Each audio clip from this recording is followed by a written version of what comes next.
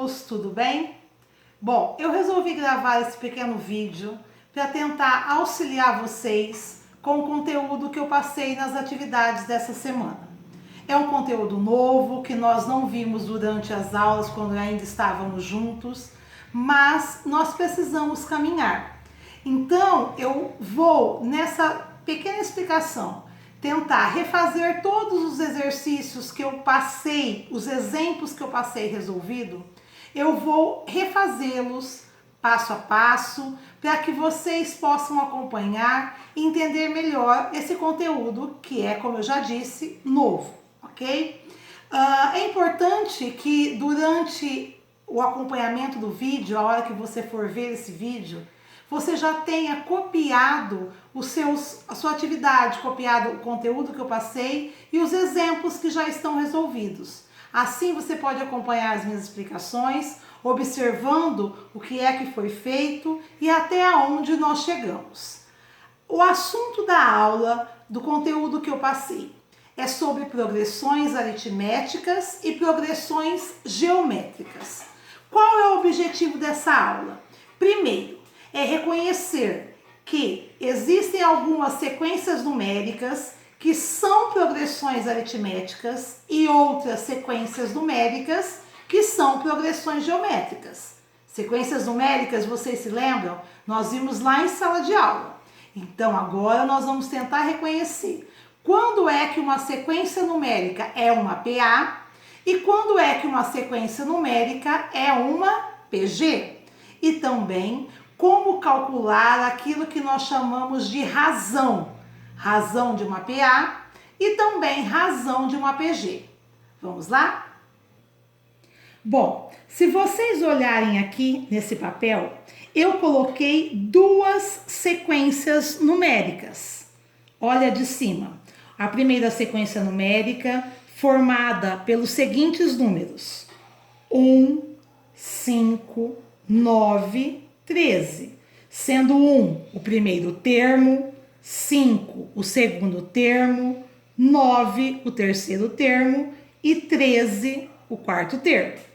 A outra sequência numérica, 2, 4, 6, 2, 4, 8 e 16, desculpe.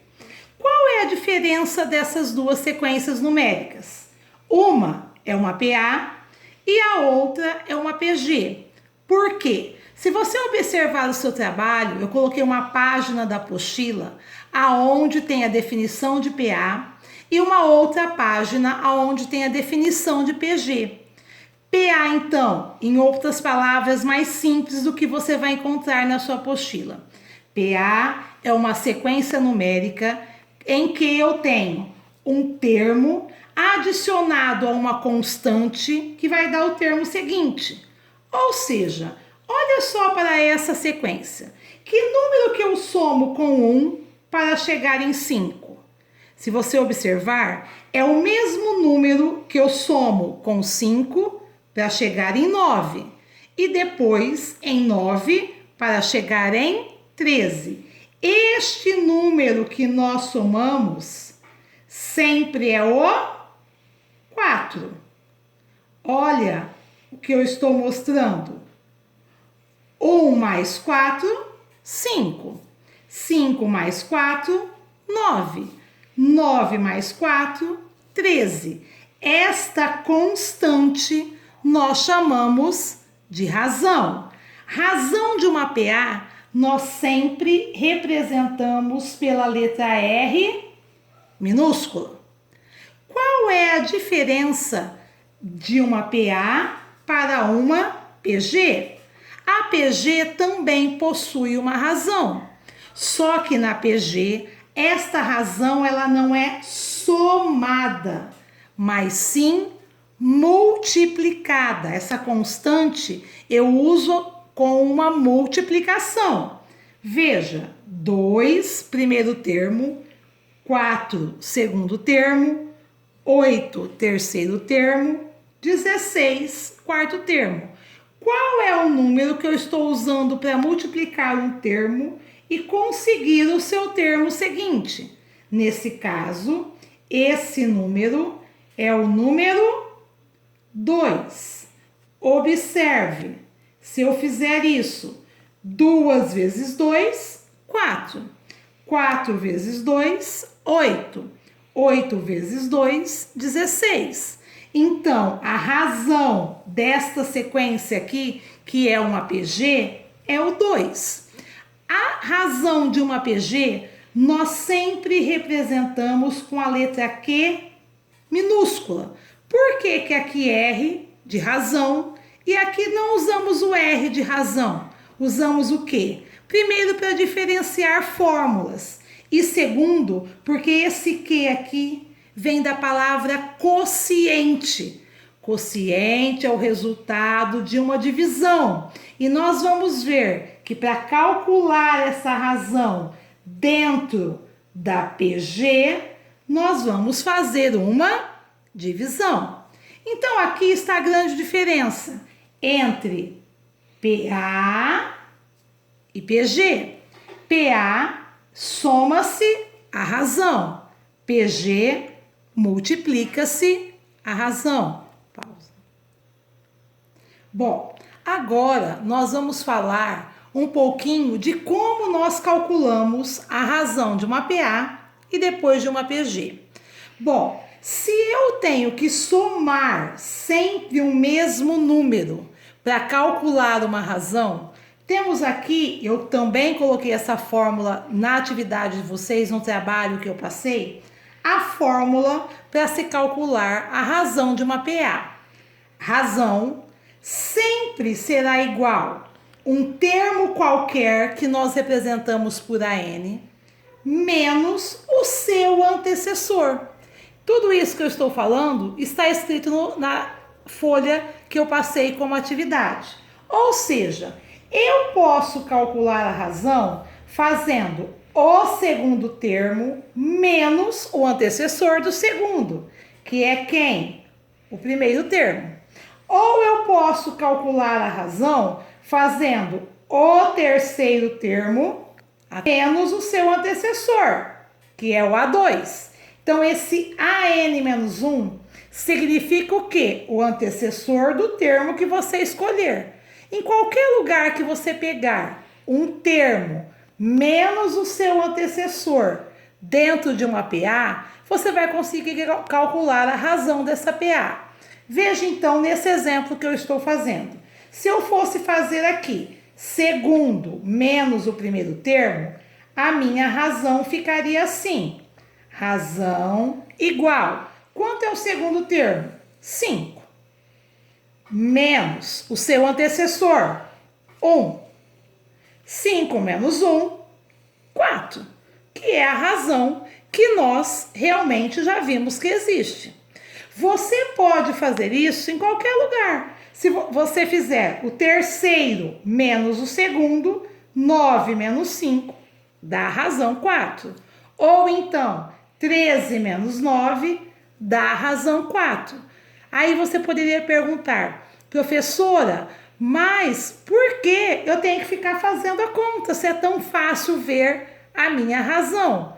Nem sempre é tão fácil. Esse exemplo, ele é simples, mas eu posso ter razão também fracionária, eu posso ter razão também negativa. Então, vamos dar uma olhadinha no segundo exemplo que eu passei aí para vocês na atividade aí resolvida. Olha só, eu passei exemplo 1, A e B. O exemplo A é muito simples. Só de você olhar, você já observa que a minha razão aqui é igual a 3. Por quê? 0 mais 3 dá 3. 3 mais 3 dá 6. E 6 mais 3 dá 9. Se você quiser colocar esse cálculo no papel, você pode usar a fórmula. Razão igual. Escolha um termo qualquer, só não pode ser o primeiro, é lógico, porque o primeiro não tem antecessor. Mas a partir do segundo, você escolhe qualquer termo e subtrai desse termo o seu antecessor. Ah, eu quero escolher o quarto termo, professora. Posso? Pode. o quarto termo, que nós já sabemos que representamos por A4, menos o terceiro termo, que é o A3. Então, a minha razão vai ficar 9 menos 6. 9 é o quarto termo e 6 é o terceiro termo. E 9 menos 6 igual a razão 3. Esta é simples. Mas olha este exercício. Aqui, a minha razão, ela não é um número positivo. Ah, mas eu não tenho sempre que somar um número na PA? Sim, mas eu posso somar números negativos. Que número que eu somo em 8 para dar o 5? Que número que eu somo em 5 para dar o 2? O número que está sendo somado aqui é um número negativo. E se você não consegue visualizar esse número, a sua fórmula é importante. Então, eu coloquei exemplo resolvido assim. Razão igual. Escolha qualquer termo e subtraia desse termo o seu antecessor. Vou pegar o segundo termo e subtrair dele o primeiro termo. Se eu fizer assim, eu tenho o segundo termo é 5, menos o primeiro termo, 8. 5 menos 8, eu tenho 5 e devo 8, fico devendo 3. Uma razão negativa. Nossa, e se eu tivesse escolhido o quinto termo menos o quarto termo? Como ficaria essa conta? Vai dar menos 3 também? Sim. Olha o exemplo. Se eu pego o quinto termo menos o seu antecessor, quarto termo, ficaria assim. Quinto termo, menos 4. Menos da fórmula, o meu quarto termo, que é menos 1. Olha, dois sinais juntos, a gente sempre fala, devemos fazer regra de sinal. Então, a razão, menos 4, regra de sinal menos com menos, mais. Devo 4 e tenho 1, fico devendo 3. A mesma razão na sequência inteira. Por isso que aqui nós temos exemplos de progressões aritméticas. Aqui, uma progressão aritmética com razão positiva. Aqui, uma progressão aritmética com razão negativa. E nós vamos ver em um outro momento que, dependendo do sinal desta razão, nós teremos classificação